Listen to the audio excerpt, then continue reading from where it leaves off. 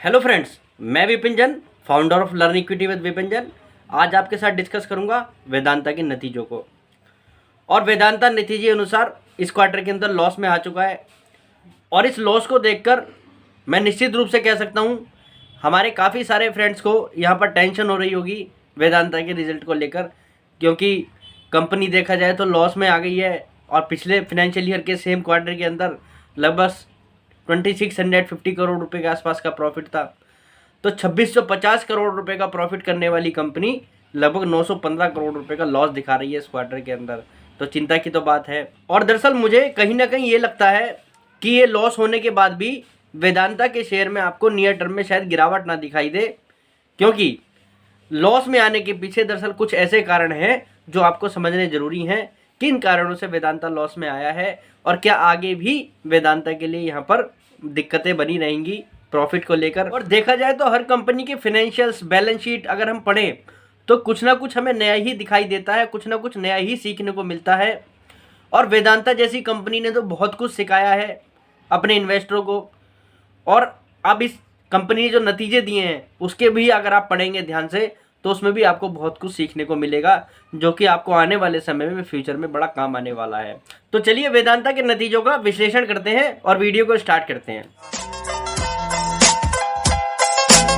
सबसे पहले हम वेदांता की अगर सेल्स की बात करें तो वेदांता ने टोटल इनकम अपनी इस फाइनेंशियल ईयर के इस क्वार्टर के अंदर अगर हम देखें तो लगभग 39,585 करोड़ रुपए रिकॉर्ड की है, जो कि पिछले फाइनेंशियल ईयर के सेम क्वार्टर के अंदर 37,351 CR थी।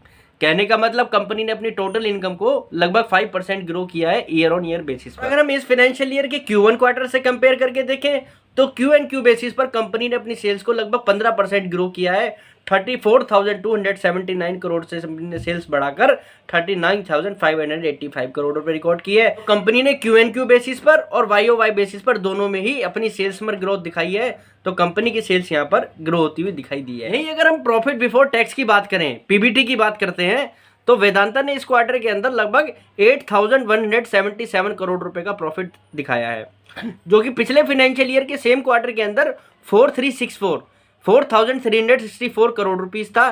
तो देखा जाए वेदांता ने अपने प्रॉफिट बिफोर टैक्स में लगभग 88% की ग्रोथ दिखाई है YOY बेसिस पर, जो कि एक काफ़ी बड़ी यहाँ पर हमें ग्रोथ दिखाई दे रही है। यहीं अगर हम पीबीटी को इस फाइनेंशियल ईयर के फर्स्ट क्वार्टर से कंपेयर करके देखें तो पीबीटी 100% बढ़ा है।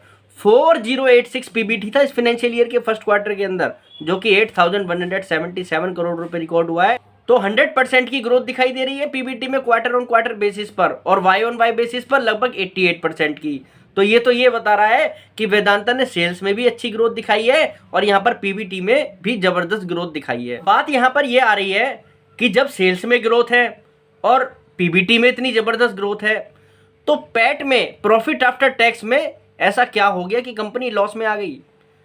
2,657 करोड़ रुपए का प्रॉफिट बनाने वाली कंपनी 915 करोड़ रुपए का लॉस दिखा रही है। तो वो भी आप लोगों के लिए जानना बहुत जरूरी है, क्योंकि ऑपरेशनल वाइज देखा जाए तो कंपनी के रेवेन्यू में भी कमी नहीं है और यहाँ पर पीबीटी में भी कमी नहीं है। तो ऐसा क्या है जो कंपनी के मुनाफे को यहाँ पर खा गया है, तो वो समझना हमें बहुत जरूरी है। अब दरअसल देखा जाए तो वेदांता ने इस क्वार्टर के अंदर लगभग 9,092 करोड़ रुपए का टैक्स एक्सपेंसेस किया है, और जो कि पिछले फाइनेंशियल ईयर के सेम क्वार्टर के अंदर लगभग 1674 CR था। तो देखा जाए तो वेदांता ने एक बहुत बड़ा अमाउंट यहाँ पर अपने टैक्स एक्सपेंसेस में लिया है या खर्च किया है। और दरअसल अगर आप देखें तो लगभग 6,128 करोड़ रुपए का जो ये टैक्स का जो अमाउंट है, ये वेदांता ने एक एक्स्ट्रा अमाउंट यहाँ पर खर्च करा है टैक्स को लेकर। 9,092 करोड़ रुपए में से जो अमाउंट है ये एक एक्स्ट्रा खर्च हुआ है। तो वेदांता की मैनेजमेंट की माने तो वेदांता 30% वाले स्लैब से घटकर 22% वाले स्लैब में आ गया है, और जिसके कारण वेदांता ने कुछ प्रोविजन लिया है इस टैक्स से रिगार्डिंग, जो आने वाले समय में आपको हो सकता है कुछ एडजस्ट होता हुआ दिखाई दे, के कारण आपको वेदांता के प्रॉफिट में यहाँ पर तेजी भी दिखाई दे।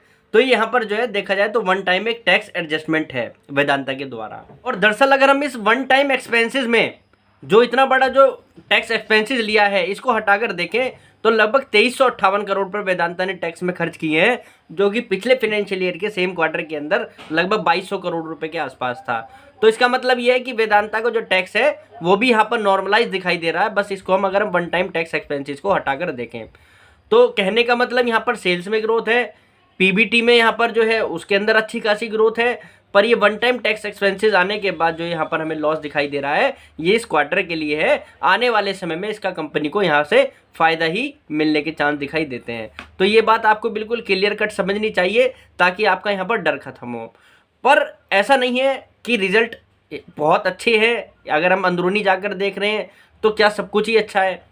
अब भी कुछ बातें ऐसी हैं जो आप लोगों को फ्यूचर में जरूर जानकर रखनी चाहिए। दरअसल वेदांता के नतीजों में एक चीज़ मुझे यहाँ पर थोड़ी अलर्टिंग लगती है जो आपके साथ मैं शेयर करना चाहता हूँ, वो है उनकी फाइनेंस कॉस्ट। मतलब जो उन्होंने ब्याज पे पैसा ले रखा है उसको चुकाने में जो उन्होंने पैसा खर्च करा है वो लगभग 2523 करोड़ रुपए खर्च किया है, 2523 CR, जो कि पिछले फाइनेंशियल ईयर के अंदर सेम क्वार्टर के अंदर लगभग 1642 CR था।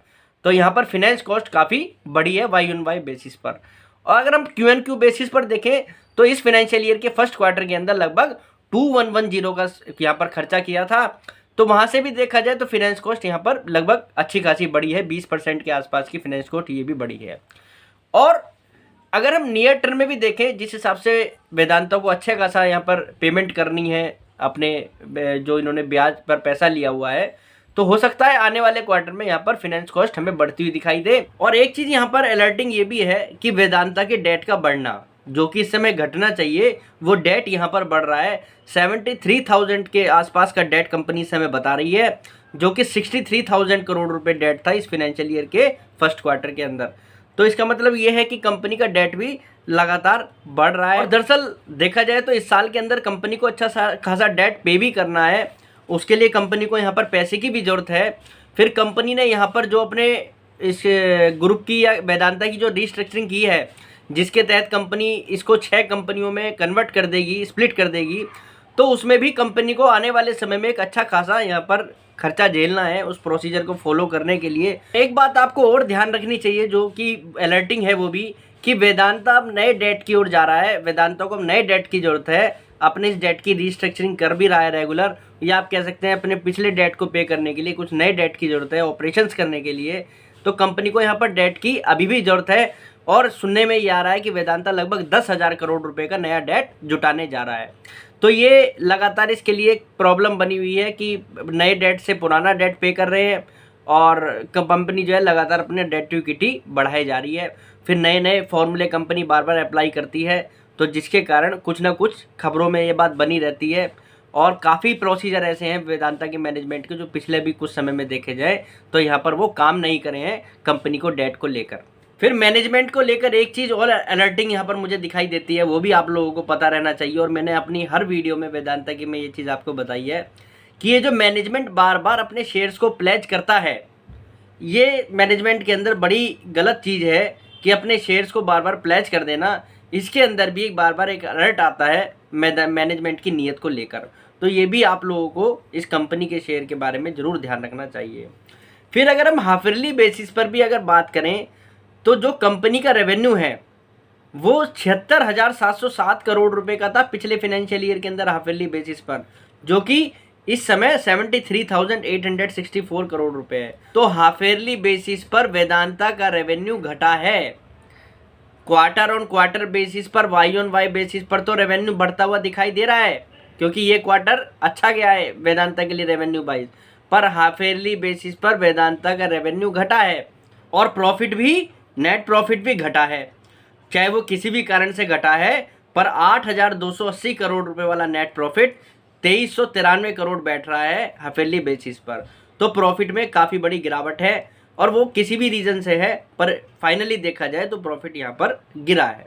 अब बात यहाँ पर यह आती है कि नतीजों के आधार पर अगर वेदांता के शेयर में तेज़ी आए तो हमें क्या करना है, क्योंकि मार्केट को भी समझ में आ रहा है कि भाई वन टाइम ये जो टैक्स पर खर्चा हुआ है ये बार बार नहीं आएगा, तो हो सकता है यहाँ पर तेज़ी आए। तो अगर वेदांता के शेयर में तेज़ी आए तो आप वेदांता के शेयर को खरीदने की चेष्टा ना करें, बॉटम फिशिंग ना करें। मैं तो आपको ये राय दूंगा, क्योंकि कमियां अनेक हैं और पॉजिटिव बातें लिमिटेड हैं, जैसा कि हमने डिस्कस करी। वो दोनों ही पक्ष मैंने आपको इसलिए आपके आगे रखे हैं कि आप फैसला ले सकें, आप उलझे ना। तो मेरी नज़र में आप वेदांता में नई बाइंग से तो आप क्लियर कट बचें, जब तक इनका स्ट्रक्चर क्लियर ना हो जाए, जब तक 6 कंपनियों में कन्वर्ट ना हो जाए, जब तक डेट को लेकर कुछ क्लियरिटी ना हो। तो मेरे हिसाब से तो आप वेदांता से बच कर रहे हैं, और ऐसे मौके पर तो खासकर बच के रहें। और जिन लोगों की वेदांता में परचेजिंग या नियर बाय प्राइस की है, या 232 रुपीज़ के आसपास की है, या और भी नीचे की है, तो उन लोगों के लिए एक अच्छा मौका भी होगा वेदांता के अंदर अपना प्रॉफिट बुक करने का। एक बार उन लोगों को वेदांता जैसी कंपनी में अपना प्रॉफिट भी बुक करना चाहिए। और हो सकता है नियर टर्म में अगर आपको काफ़ी बड़ी गिरावट दिखाई दे तो वहाँ पर शेयर आपको अच्छे खासे प्राइस पर नीचे दिखाई दे। पर मेन बात यहाँ पर ये निकल कर आती है कि ऑपरेशन वाइज कंपनी अच्छा रेवेन्यू भी जनरेट कर ले या प्रॉफिट भी दिखा दे, पर जब तक इनका ये जो स्ट्रक्चर है ये सुलझेगा नहीं, तो जब तक वे लेकर वेदांता को चिंताएं बाजार के अंदर बनी रहेंगी। और इस चिंताओं के बीच में अगर वेदांता कहीं भी अच्छी बड़ी गिरावट दिखाई दे तो उस गिरावट से आप फिलहाल के लिए बचें, क्योंकि वेदांता हायर लेवल से गिरता गिरता काफ़ी अच्छी बड़ी गिरावट दिखा चुका है। और सच बात ये भी है, काफ़ी लोगों ने इसको हायर लेवल पे ख़रीदा भी है, तो उनके लिए चिंताएं लगातार इसके अंदर बढ़ती जा रही हैं। और एक बार अगर बाज़ार के अंदर डेट को लेकर चिंताएं बढ़ जाएं और आप डेट नया मिलने में दिक्कत होने लगे, तो वो कंपनी के लिए यहाँ पर काफ़ी दिक्कत वाला भी काम रहता है। उसके कारण कंपनी का ऑपरेशंस भी इम्पैक्ट हो सकता है, तो कंपनी का रेवेन्यू भी इम्पैक्ट हो सकता है और प्रॉफिट भी। तो ये बातें सभी एक दूसरे से जुड़ी हुई हैं। मतलब डेट को लेकर आपको चिंताएं जो हैं वो रेगुलर आपको वेदांता के अंदर रखनी चाहिए, और उस पर आपको बारीकी से नज़र बनाकर रखनी चाहिए। उम्मीद करता हूँ आज का ये वीडियो वेदांता को लेकर काफ़ी कुछ क्लियरिटी देगा और नियर टर्म में आपको वेदांता को लेकर डिसीजन में आपकी मदद करेगा। तो आज के लिए इतना ही, कल फिर मुलाकात करते हैं एक नई वीडियो के साथ। फिलहाल के लिए नमस्कार।